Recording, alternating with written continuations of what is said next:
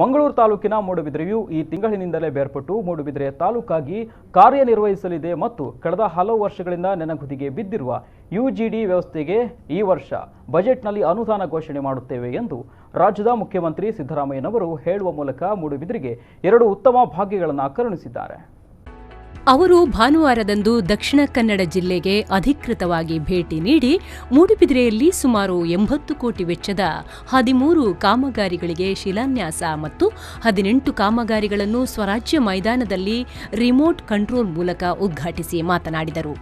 14 ಕಾಮಗಾರಿಗಳ ಶಿಲಾನ್ಯಾಸ, ಸುಮಾರು 80 ಕೋಟಿ ರೂಪಾಯಿ ವೆಚ್ಚದ ಈ ಕಾರ್ಯ, ಇದನ್ನು ಸನ್ಮಾನ್ಯ ಮುಖ್ಯಮಂತ್ರಿಗಳು ಕೋಮುವಾದ ಮಾಡ್ತಾ ಇದ್ದಾರೆ. ಕೋಮುವಾದ ಯಾರೇ ಮಾಡಲಿ ಅವರಿಗೆ ಕರ್ತವ್ಯ ಕಠಿಣವಾದಂಥ ಕಾನೂನು, ಭಯ ಇರಬೇಕಾಗುತ್ತೆ, ಕಾನೂನು ಬಗ್ಗೆ ಗೌರವ ಇರಬೇಕಾಗುತ್ತೆ, ಭಯ ಇರಬೇಕಾಗುತ್ತೆ. ಇದಕ್ಕೆ ನಮ್ಮ ಸರ್ಕಾರ ಬದ್ಧವಾಗಿದೆ. ನಾನು ಈ ಭಾಗದ ಜನರಲ್ಲಿ ಕೈ ಮುಗಿದು ಪ್ರಾರ್ಥನೆ ಮಾಡ್ತೇನೆ, ಯಾರು ಆತಂಕ ಪಡಬೇಕಾಗಿಲ್ಲ. ನಾವು ಎಲ್ಲ ಜನರಿಗೂ ಕೂಡ ಸಮಾನವಾಗಿ ಕಾಣ್ತೀವಿ, ಸಮಾನವಾಗಿ ಗೌರವಿಸ್ತೀವಿ, ಸಮಾನವಾಗಿ ರಕ್ಷಣೆ ಕೊಡ್ತಕ್ಕಂಥ. ಶಾಸಕ ಕೆ ಅಭಯ್ ಚಂದ್ರ ಜೈನ್ ಅಧ್ಯಕ್ಷತೆಯನ್ನು ವಹಿಸಿದ್ದರು.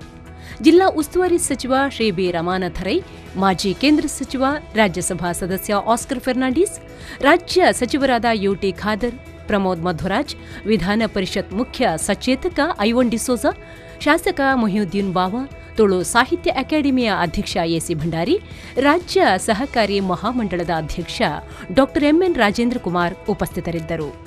ಪ್ರೇಮಶ್ರೀ, ವಿ4 ನ್ಯೂಸ್ 24/7 ಮೂಡುಬಿದಿರೆ.